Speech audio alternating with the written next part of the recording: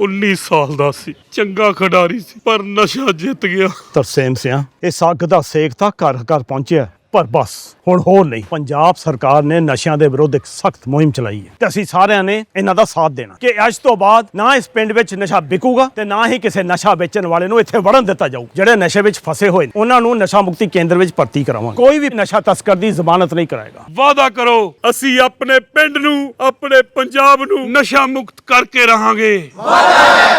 बिहार में विधानसभा चुनाव की तैयारियों ने जोर पकड़ लिया है, क्योंकि अगले कुछ महीनों में वहां चुनाव होने हैं। लेकिन चुनाव से ठीक पहले जिस तरह दल बदल देखने को मिल रहा है, उससे एनडीए के लिए अच्छी खबर तो बिल्कुल नहीं आ रही है। दल बदल के हिसाब से अगर देखा जाए तो उसने बता दिया है कि बिहार में बीजेपी और जेडीयू की हालत खस्ता रहने वाली है, और ये बीजेपी और जेडीयू की टेंशन बढ़ा रहा है। यानी एनडीए के दो प्रमुख दलों का हाल ही बेहाल है। यानी सबसे प्रमुख दल हैं, आप जानते हैं, जेडीयू और बीजेपी, दोनों के बीच खींचतान देखने को मिल रही है सीट बंटवारे को लेकर, सीएम फेस को लेकर। लेकिन दोनों का ही हाल राज्य में बेहाल बना हुआ है। यानी जनता एक तरह से बता रही है कि आप आपस में लड़ते रहिए, लेकिन आप हमारी पसंद नहीं है। हालांकि चुनाव से पहले दल बदल बहुत आम बात होती है, लेकिन ये नेताओं कार्यकर्ताओं का दल बदल बहुत हद तक चुनाव में किसका पलड़ा भारी रहने वाला है ये बता देता है।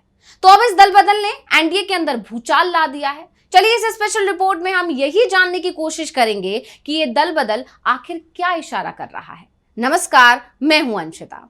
हरियाणा और महाराष्ट्र विधानसभा के चुनाव के नतीजों ने विपक्ष और खासकर कांग्रेस को करारा झटका दिया था। उसके बाद से ही कांग्रेस बिहार पर फोकस कर रही है और खुद को जमीन पर मजबूत करने में लग गई है। पार्टी की कोशिश ये है कि कोई भी ऐसा खाना ना रहे जिसकी वजह से चुनाव में उसे विपरीत हालातों का सामना करना पड़े। यानी कांग्रेस चाहती है कि वो अपने दम पर मजबूत हो जाए, और ऐसे में कांग्रेस को जमीनी स्तर पर मजबूत करने का जिम्मा उठाया है कांग्रेस सांसद और लोकसभा में विपक्ष के नेता राहुल गांधी ने। वो लगातार बिहार का दौरा कर रहे हैं, और बड़ी बात यह है कि जनवरी से उन्होंने बिहार का दौरा करना शुरू किया और मई आते आते तो इसका असर जमीन पर दिखने भी लगा। राहुल गांधी पर आम जनता का जो भरोसा बढ़ रहा है, उसका फायदा अब कांग्रेस को बिहार में मिलता दिखाई दे रहा है, क्योंकि कांग्रेस राज्य में मजबूत हो रही है। क्योंकि बिहार विधानसभा चुनाव से पहले पार्टी में नए लोगों के जुड़ने का सिलसिला लगातार जारी है।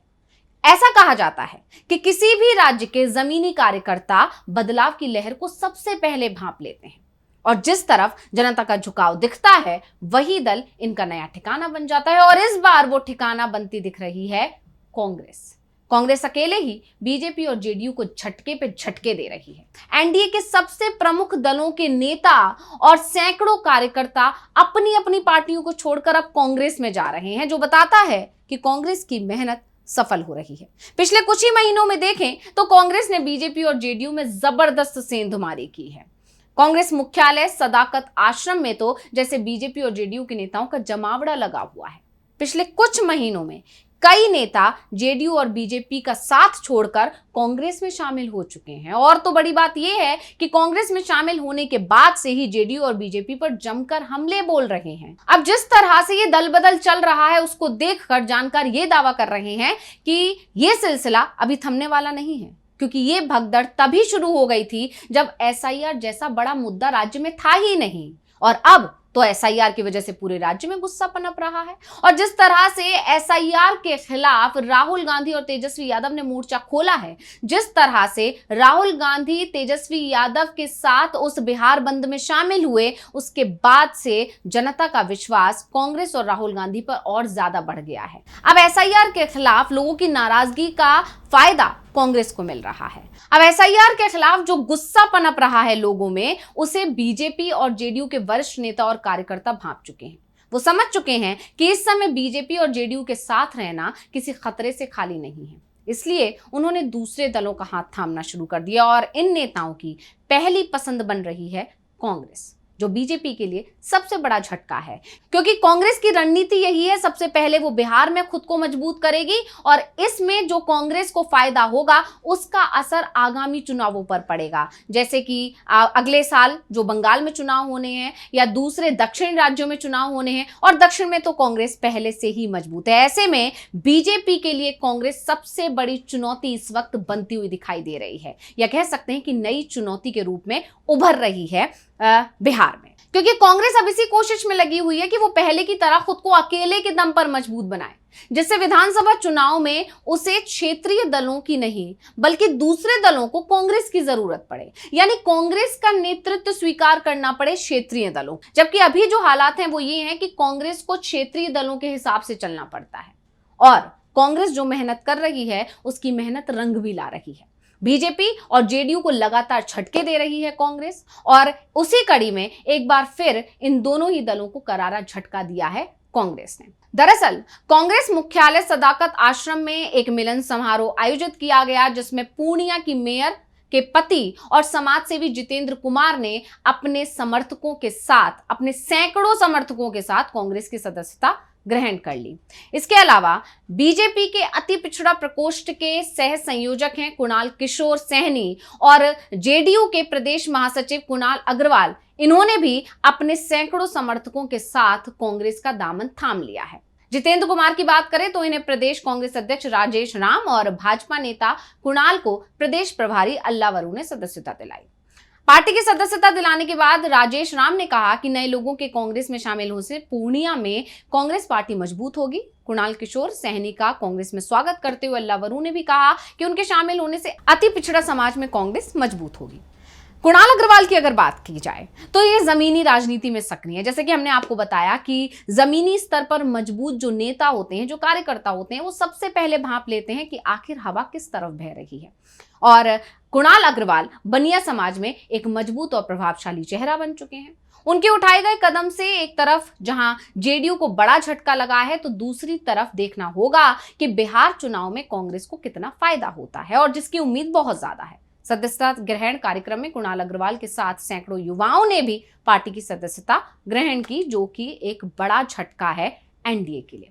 इसके अलावा विकासशील इंसान पार्टी के संस्थापक और पूर्व मंत्री मुकेश सहनी ने कुछ दिनों पहले यह भी दावा किया था कि भाजपा ने हमारी पार्टी से 4 विधायक छीने थे, लेकिन हम उनके 40 विधायक छीनेंगे। और जैसा कि उन्होंने दावा किया था कुछ दिन पहले, उसके बाद ही खबर आई कि बीजेपी के नेताओं ने कांग्रेस का दामन थाम लिया है। तो कहीं ना कहीं उनके इस दावे पर मोहर लग गई है और ये सिलसिला अभी थमने वाला नहीं है, ऐसा जानकारों का कहना है। इससे पहले जेडीयू के वरिष्ठ नेता हैं और पूर्व विधान पार्षद है विनोद कुमार सिंह, उनको भी कांग्रेस अपने साथ लाने में सफल रही थी। विनोद कुमार सिंह जेडीयू में एक बड़ा नाम है। विनोद सिंह से पहले महज महीने भर के अंदर कई अन्य दलों के नेता भी कांग्रेस में शामिल कराए जा चुके हैं, यानी कांग्रेस लगातार अपना कुनबा बढ़ा रही है। इनमें मुजफ्फरपुर के गौरव वर्मा, महनार के पूर्व विधायक डॉक्टर अच्युतानंद, आप नेता अंगेश सिंह और ई कशिश यादव समेत अन्य नाम हैं। इसी तरह नालंदा विधानसभा क्षेत्र से भाजपा के पूर्व विधानसभा प्रत्याशी कौशलेंद्र कुमार उर्फ छोटे मुखिया ने सैकड़ों समर्थकों के साथ कांग्रेस का हाथ थाम लिया था। ये तो हुई जुलाई की बात, यानी सिर्फ जुलाई महीने में ही इतने लोगों ने कांग्रेस का दामन थाम लिया। अब बात करते हैं मई की। तो 7 मई 2025 को भारतीय जनता पार्टी और जनता दल यूनाइटेड को उस समय बड़ा झटका लगा, जब उनके 2 प्रभावशाली नेता पूर्व विधायक अनिल सिंह और जेडीयू के पूर्व प्रदेश महासचिव शंभू पटेल अपनी अपनी पार्टी को छोड़कर कांग्रेस में चले गए। अनिल सिंह और शंभू पटेल के साथ उनके सैकड़ों समर्थकों ने भी इन दोनों पार्टियों का साथ छोड़कर कांग्रेस का दामन थाम लिया। इसी तरह अनिल सिंह चंडी विधानसभा क्षेत्र से 2 बार विधायक रह चुके हैं और पहले भी कांग्रेस तथा समता पार्टी से जुड़ चुके हैं। उनके पिता डॉक्टर रामराज सिंह बिहार सरकार में शिक्षा मंत्री रह चुके हैं। दूसरी तरफ शंभू पटेल जेडीयू में प्रदेश महासचिव और राज्य सलाहकार परिषद के सदस्य जैसे बड़े पदों पर रह चुके हैं, और दोनों नेताओं ने अपने अपने दलों को अलविदा कहते हुए कांग्रेस में नया सियासी सफर शुरू किया है। यह सिलसिला अभी थमा नहीं है, क्योंकि जेडीयू को बड़ा झटका देते हुए सकरा के पूर्व विधायक सुरेश चंचल और हाजी परवेज सिद्दीकी ने भी कांग्रेस का दामन थाम लिया था। यानी लगातार देखा जा रहा है कि राहुल गांधी के दौरों का असर हो रहा है। आपको याद होगा शायद यही वजह भी थी कि राहुल गांधी को लगातार रोका जा रहा था बिहार में दौरा करने से। बावजूद इसके राहुल गांधी नहीं रुके और वो लगातार बिहार आते रहे और उसका असर जमीन पर दिखने भी लगा है। हमने पहले भी बताया कि जनवरी से उन्होंने दौरों की शुरुआत की और मई तक इसका असर ये दिखा कि भगदड़ शुरू हो गई जेडीयू और बीजेपी के अंदर, और ये दोनों ही प्रमुख दल हैं। अब इस भगदड़ को देखकर जानकारों का मानना है कि जेडीयू और बीजेपी के बीच खींचतान मची हुई है। दोनों ही सीएम फेस को लेकर, सीट बंटवारे को लेकर आपस में लड़े जा रहे हैं। साथ ही जमीनी स्तर पर एनडीए की हालत खस्ता नजर आ रही है। लोगों में सरकार के खिलाफ नाराजगी है। नतीजा, नेताओं और कार्यकर्ताओं का भविष्य अधर में लटका हुआ दिख रहा है और इसका फायदा कांग्रेस को मिल रहा है। तो रिपोर्ट आपको कैसी लगी? हमें कमेंट करके अपनी राय जरूर दीजिएगा। इसी के साथ मुझे दीजिए इजाजत। देखते रहिए डीवी लाइव। नमस्कार।